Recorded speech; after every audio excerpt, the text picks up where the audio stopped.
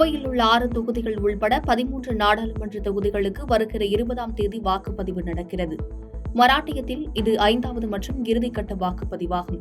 மாநில தலைநகரில் உள்ள தொகுதிகளில் தேர்தல் நடைபெற இருப்பதால் மராட்டியத்தில் நாடாளுமன்ற தேர்தல் களம் விறுவிறுப்பை எட்டியுள்ளது. இந்த நிலையில் பிரதமர் மோடி இன்று மும்பையில் வாகன பேரணி நடத்தி பாரதிய ஜனதா கூட்டணி வேட்பாளர்களுக்கு ஆதரவு திரட்டுகிறார். காட்கோபர் எஸ்பிஎக் மார்க் பகுதியிலிருந்து காந்தி நகர் வரையில் சுமார் 2.5 கிலோமீட்டர் தூரத்துக்கு பிரதமர் மோடியின் வாகன பேரணி நடைபெற இருக்கிறது. ஹரியானா மாநிலம் குருஷேத்ரா மக்களவை தொகுதியில் நடைபெற்ற தேர்தல் பிரச்சார பொதுக்கூட்டத்தில் ஆம் ஆத்மி வேட்பாளர் சுஷில்குமார் குப்தாவை ஆதரித்து கெஜ்ரிவால் வாக்கு சேகரித்தார். அப்போது பேசிய அவர், தேர்தல் பிரச்சாரம் செய்வதில் இருந்து தன்னை தடுக்க பாஜக முயன்றதாகவும், மீண்டும் தான் சிறைக்கு செல்லாமல் இருக்க தமது கட்சிக்கு வாக்களிக்க வேண்டும் என்றும் தெரிவித்தார்.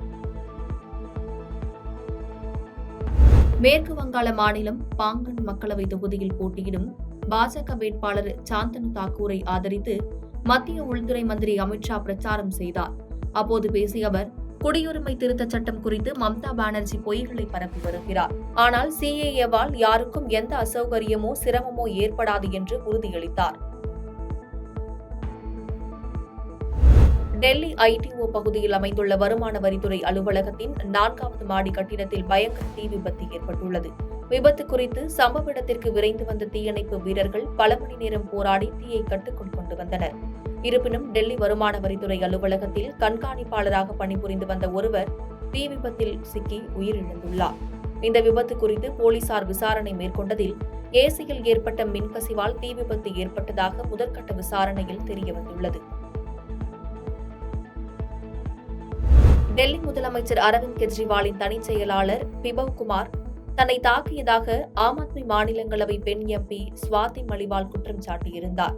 இந்த விவகாரம் குறித்து மௌனம் காத்து வந்த ஆம் ஆத்மி கட்சி தற்போது ஸ்வாதி மலிவால் தாக்கப்பட்டது உண்மைதான் என விளக்கம் அளிக்கப்பட்டுள்ளது.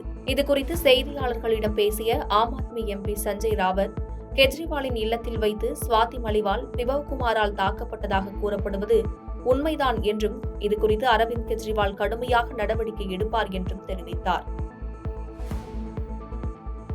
பாதகம் செய்பவரை கண்டால் நாம் பயங்கொள்ளலாகாது பாப்பா, மோதி மிதித்து விடு பாப்பா, அவர் முகத்தில் உமிழ்ந்து விடு பாப்பா. அண்மை செய்திகளை உடனுக்குடன் தெரிந்து கொள்ள இணைந்திருங்கள் இயம்நாடு தொலைக்காட்சியுடன்.